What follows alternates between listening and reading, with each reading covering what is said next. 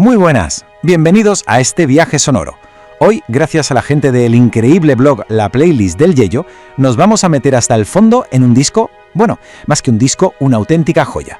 Vamos a desgranar una obra maestra que literalmente cambió las reglas del juego en la música.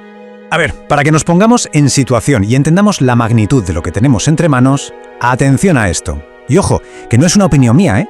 Quien dijo esto fue ni más ni menos que Sir Paul McCartney, refiriéndose a una de las canciones de este álbum. Y claro, cuando un Beatle suelta algo así, pues hay que prestar atención, ¿no? Venga, pues vamos al lío. El protagonista de hoy es Pet Sounds, el álbum que The Beach Boys publicaron en 1966. Y esto es importante porque con este disco el grupo dejó de ser solo los chicos de la playa, los reyes de las canciones sobre surf y coches, para convertirse en verdaderos arquitectos del sonido. Fue un punto de inflexión total en la historia de la música pop. Bien. Una de las claves para entender la genialidad de este álbum es ver cómo cogían ideas que ya estaban ahí y las convertían en algo completamente nuevo. Y para empezar, nuestra primera parada en este viaje nos lleva, curiosamente, a una vieja canción de marineros de las Bahamas. Sí, como lo oyen. Resulta que todo empezó con Al Jardine, uno de los miembros de la banda. A él le encantaba la música folk y un día se le ocurrió proponerle a Brian Wilson, que era la cabeza pensante del grupo, hacer una versión de Sloop John B. Era una canción tradicional que había popularizado un grupo llamado The Kingston Trio. A priori, la verdad, una idea que no pegaba ni con cola con el estilo de los Beach Boys. Y aquí es donde la cosa se pone interesante. La primera reacción de Brian Wilson, un no rotundo. Vamos, que le dijo a Jardine que no le gustaba nada de Kingston Trio, que ese rollo folk no iba con él. Pero la semillita de la idea ya se había quedado ahí, en la cabeza de un genio. Pero bueno, Al Jardine no tiró la toalla, le dio una vuelta a la canción. La versión original era súper simple, una cancioncilla de 3 acordes y ya. Lo que hizo Jardine fue introducir un cambio en la progresión de acordes, un poco más complejo, pasando del cuarto grado al segundo menor antes de resolver en el primero.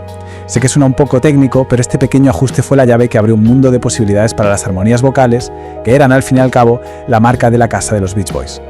Y esto que viene ahora es que es alucinante. Demuestra la velocidad a la que funcionaba la mente de Brian Wilson. Al día siguiente de escuchar esta nueva versión de Jardine, cogió el teléfono, llamó a todo el grupo y les dijo: «Venid al estudio». En menos de 24 horas ya tenía el arreglo completo en la cabeza. Entero, con la orquestación y todo, listo para grabar. Es que es una locura, de verdad. Bueno, hemos visto cómo transformaban una idea. Ahora vamos al corazón del álbum. A la canción que muchísima gente considera la joya de la corona, la perfección hecha pop. Y sí, es la canción que hizo que Paul McCartney dijera lo que dijo. Hablamos, por supuesto, de God Only Knows. Hay que situarse en la época, Año 1966. Poner la palabra Dios en el título de una canción pop era casi un suicidio comercial, un tabú gigantesco. Significaba que muchas emisoras de radio, sobre todo en Estados Unidos, directamente no la iban a poner. De hecho, su mujer de entonces, Marilyn, se quedó alucinada, pensó que era una locura. Pero fue un riesgo, sí, y una declaración en toda regla. Pero es que la genialidad de God Only Knows no se queda solo en la letra, ¿qué va? Musicalmente es una cosa de otro planeta. Juega constantemente con la tonalidad, de hecho, nunca tienes claro en qué tono está. Y la instrumentación, es una mezcla rarísima y maravillosa. Hay trompas, clavicordio, cascabeles y hasta vasos de plástico de zumo de naranja usados como percusión. Y para rematar, el final. Ese final es un canon vocal, como la típica canción de Frère Jacques, pero llevado a un nivel de belleza increíble. Nadie, absolutamente nadie, había hecho algo así en el pop. Y claro, por encima de todo, la voz angelical de Carl Wilson. ¿Y qué pasó en las listas de éxitos? Pues una historia curiosa. A pesar de ser una obra maestra, en Estados Unidos la polémica del título le pesó bastante y se quedó en un discreto puesto 39. Pero, ¿y en Europa? Aquí la historia fue muy diferente. Fue un exitazo. En el Reino Unido, por ejemplo, llegó al número 2. Solo la frenó Yellow Submarine de los Beatles, casi nada. Es increíble, ¿verdad? El resto del mundo la entendió mucho antes que su propio país. Venga, seguimos avanzando en las capas de este álbum, porque la innovación en Pet Sounds no fue solo en las melodías o las armonías, no. El siguiente nivel fue el tecnológico.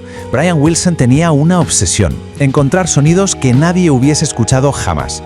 Y su filosofía era sencilla: si no existe el instrumento que hace el sonido que tengo en la cabeza, pues lo inventamos. Y de esa obsesión nace esta maravilla, esta cosa tan rara, el Electro Theremin.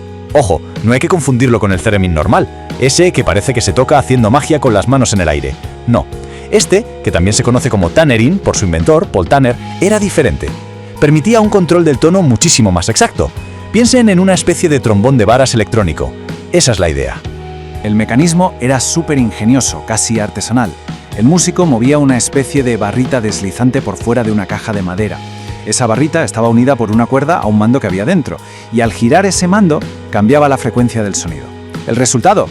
Pues ese sonido tan característico, ese lamento agudo, casi fantasmagórico, que suena a película de ciencia ficción de los años 60.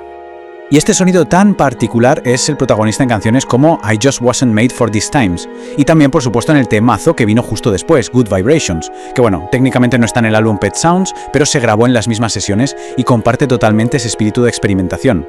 Vale, hemos visto la innovación, la complejidad, los sonidos nuevos, pero la gran pregunta es, ¿por qué seguimos dándole vueltas a este disco más de medio siglo después? La respuesta es bastante simple en realidad. Porque su legado, su influencia, es que es incalculable. El impacto fue instantáneo. La leyenda cuenta que cuando Paul McCartney y John Lennon escucharon Pet Sounds por primera vez, se quedaron callados, se miraron y básicamente se dijeron, vale, ahora tenemos que superar esto. Y de ese reto nació el Sgt. Pepper's, casi nada. Y a partir de ahí, el goteo de premios y reconocimientos ha sido constante, hasta hoy. Está claro que Pet Sounds fue uno de esos discos que le cambiaron la vida a muchísima gente, tanto a músicos como a simples aficionados. Y claro, esto nos lleva a pensar, ¿cuál es ese disco que para quien nos esté escuchando ahora mismo marcó un antes y un después en su vida? Todos tenemos uno, ¿verdad? Porque la música tiene ese poder. Y con esa reflexión en el aire, vamos a ir terminando este viaje alucinante por una obra maestra. De nuevo, todo esto ha sido posible gracias al trabajo y la pasión de la playlist del Yello. Si apetece seguir descubriendo historias así de increíbles sobre la música, de verdad, no hay mejor sitio que su blog.